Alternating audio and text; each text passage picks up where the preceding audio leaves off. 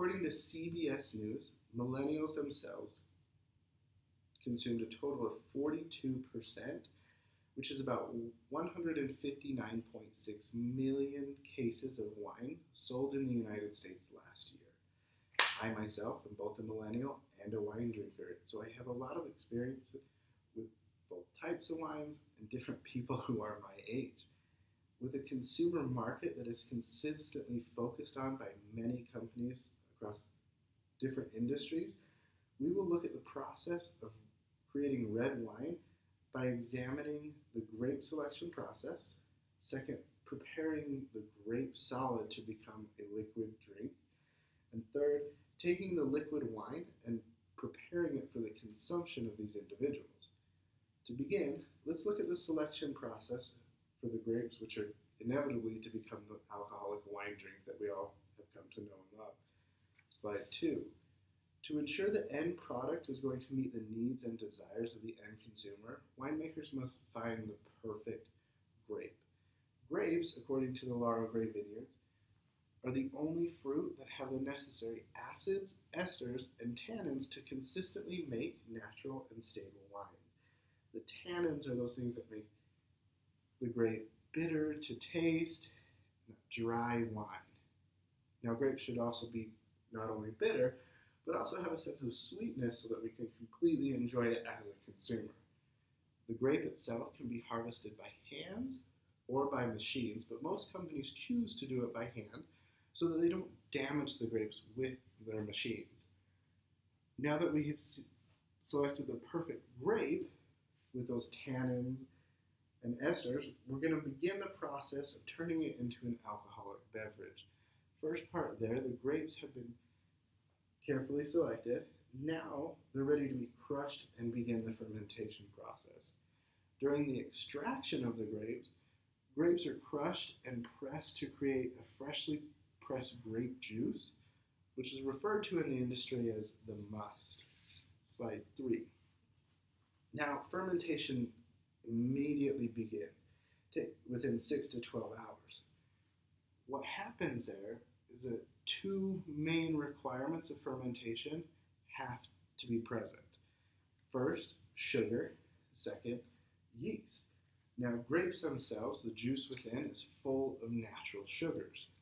On the outside of the skin lives wild yeast. So once the skin is broken, fermentation begins, and it ends with all of those sugars being transformed into alcohols as they are interacting with the yeast. Slide 4. To get the most out of these grapes, they are then put into a wine press. The liquid mixture is first strained off so that they have all of that juice ready to go. And then the remaining grapes are squeezed, excuse me, like sponges you would squeeze in a sink to wring out the water so that they can get every last drop of that fermented juice out of the grape.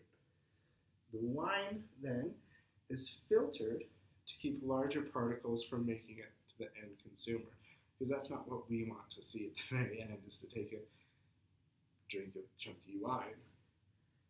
This now brings us to the point of preparing the wine for the end consumer. The final stages of winemaking are the aging and bottling of the wine.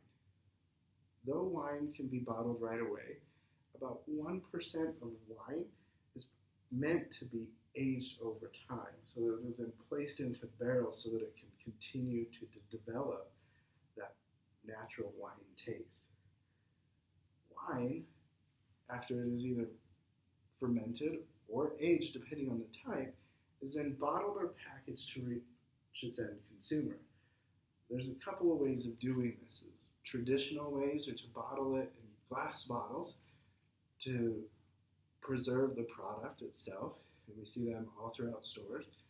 Another new way that is coming up, especially as the millennial market is tapping into wine, is boxed wine. Now, this provides many perks, such as being more environmentally friendly, cost-effective, and user-friendly, which really ties into that millennial market, what they're looking for, something that isn't going to sit in a landfill like a glass bottle would, something that's a little bit more environmentally friendly and also cost effective so that they can have more wine for a less price. Slide 6. The wine has now made it to its buyer and is ready to be consumed. Today, I have explained 3 major points in the creation of red wine. First, I've explained that the selection and harvesting of the grapes starts the whole process, finding that perfect grape with the tannins and esters. Second, I've discussed the preparation of the grape for fermentation and becoming a liquid through combining that sugar and the yeast of the grape. Finally, I've described the preparation of the drink to meet its end consumer through different modes of packaging and bottling.